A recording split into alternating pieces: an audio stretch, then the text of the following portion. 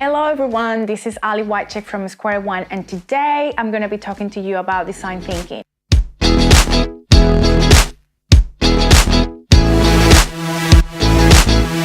by now you probably think design thinking is this combination of mindset and a methodology and fancy unicorns. Well, it turns out that yes, it is a methodology, and yes, it is a mindset, not so much the unicorns.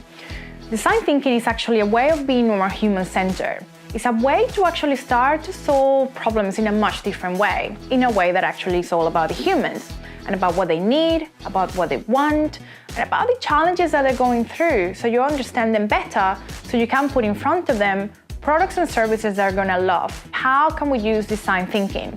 So the application of design thinking is very powerful. It allows businesses, organizations, non-for-profits to actually design things that are all about the customer, all about the user.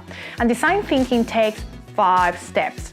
Step 1, empathy.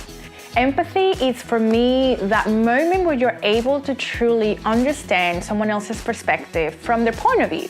So it's no longer about what you think, it's about what they're telling you, what you're observing, and about what you're listening.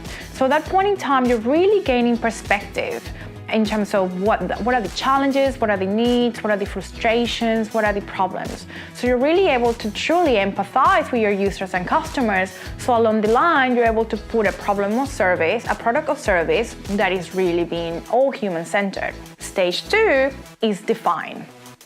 The define phase is that moment where actually you have gathered enough insights from your customers. So you know what are their needs, what are the things that they want to achieve, and from that you have gained enough insights to actually start defining the big problem.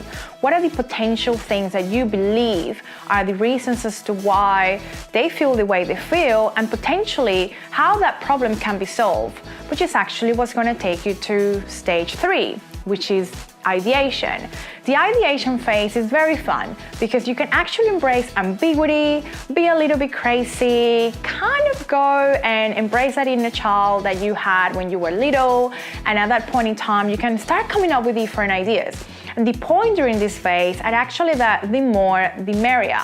You don't want to start actually be very judgmental about the ideas that you're coming up with. Actually, you want to come up with really crazy ideas. Remember, after your ideation phase, you're going to start prototyping things that you actually want those prototypes to go and someone say, that is not what I wanted. Now, the 4th stage is your prototyping phase.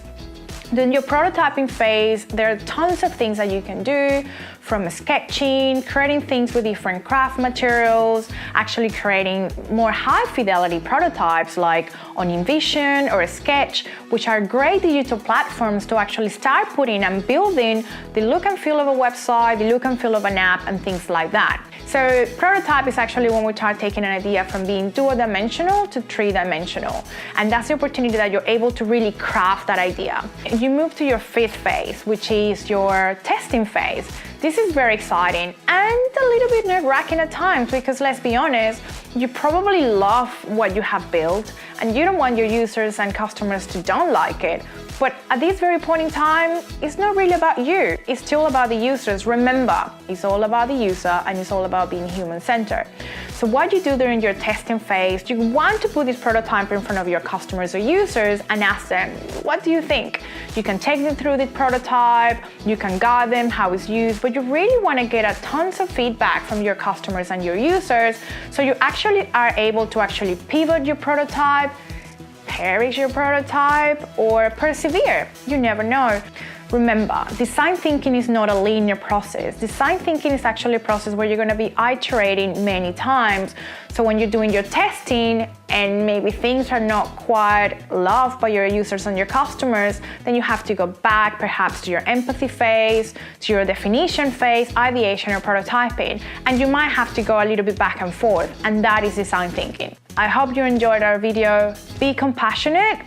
And remember, we're people talking to people. Thanks for watching. Bye. Okay, what is design sprint? What is it? I don't know, you're the expert. For more tips and insights, visit our website at squareone.com.au or follow Square One on social to learn how human-centered design can help you create Better employee and customer experiences with empathy in mind.